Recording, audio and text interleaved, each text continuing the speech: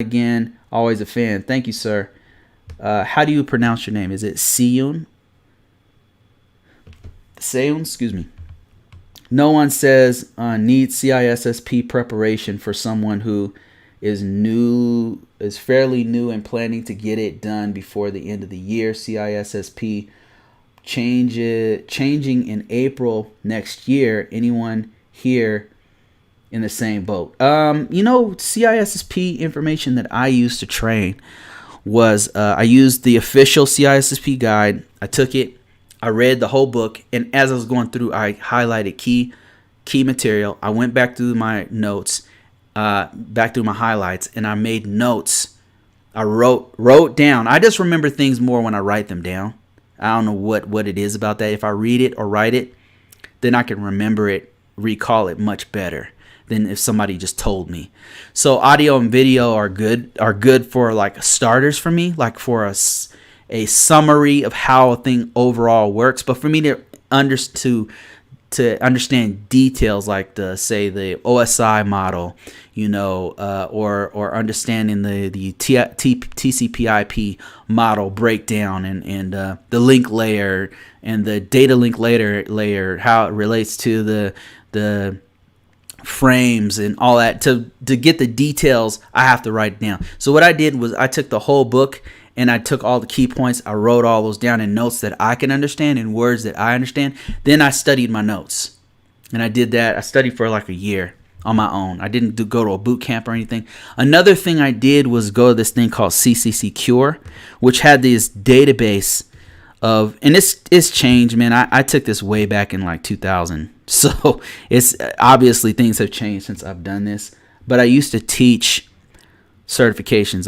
In particular, I taught Security Plus and a couple other certifications. And I never taught CISSP. It's just too much. It's just a lot, But this CCCure used to be free. It looks like it's not free anymore. But they just had a database of tests. It wasn't actual tests or anything. It was tests that were based off of the domains. So when you have a certification, you already know this, but let's talk to everyone here.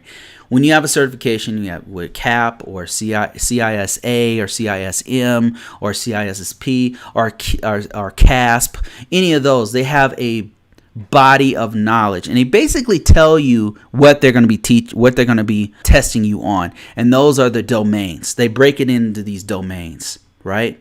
You have 5 domains, 7 domains, 4 domains, whatever, right? These domains are different areas that they're going to touch on.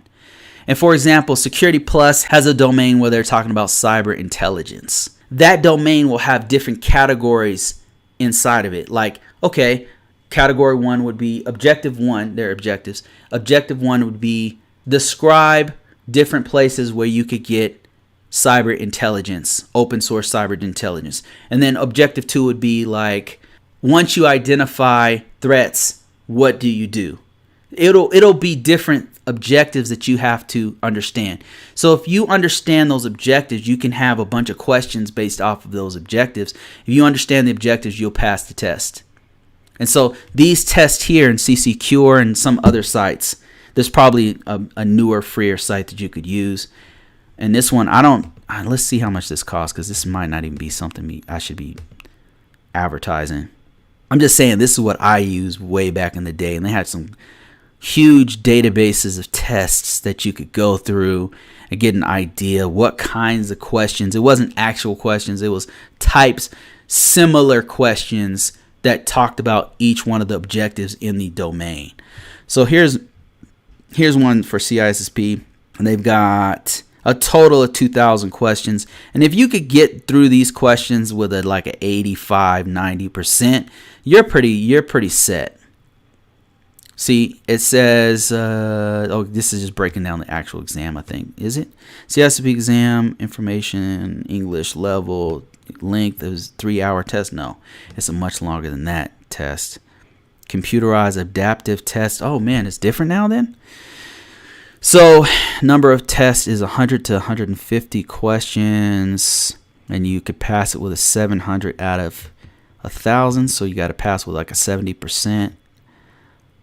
And usually have like 25%, 25 questions in there are actually not questions that are going to be against you. Okay, this looks like it's more like it. 6-hour exam. So what's the difference? I guess there's new computerized adaptive test is 3 hours.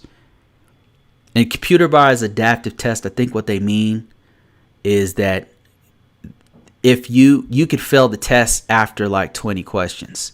Because what it does is it has a maximum of 150 questions, but as you're going, it's grading you as you're going, right? It's grading you.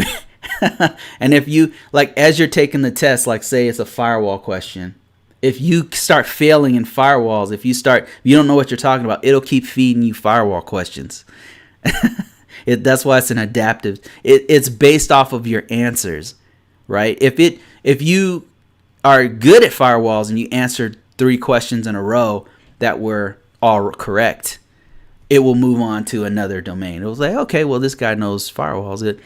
Let's give him some risk management framework questions. Let's give him some security compliance questions. And then it'll go to those set of compliance questions, right? And then if you get really bad at those, it'll just keep feeding you compliance questions. Adaptive. That's an adaptive question, which I think is a little harder if you ask me. Because it's not the same set of questions. So here's one this is the one I took, a linear question test, which is 6 hours and 250 questions. It's a monster. It was, by the time I was done with it, I had a migraine headache.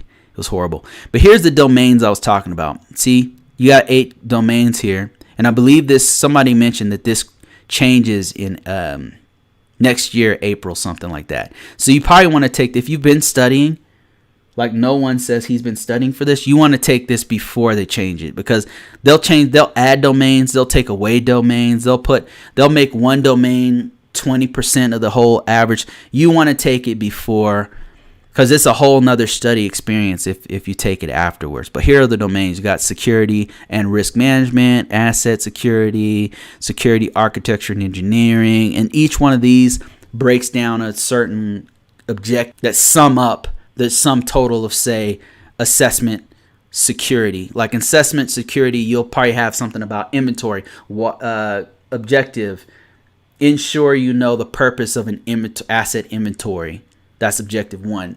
Objective number 2, understand why configuration management is so important. It'll be objectives like that, and you have like maybe 5 or 6 objectives underneath it, and going in all these different directions.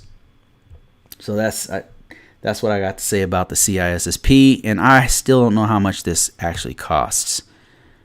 I'm sure there's a cost associated with it. But if you can get a testing thing like this, it was a huge benefit for me to take. It built up my confidence as I was taking the test. After a while, I had a better confidence about what I was doing, so to take the test.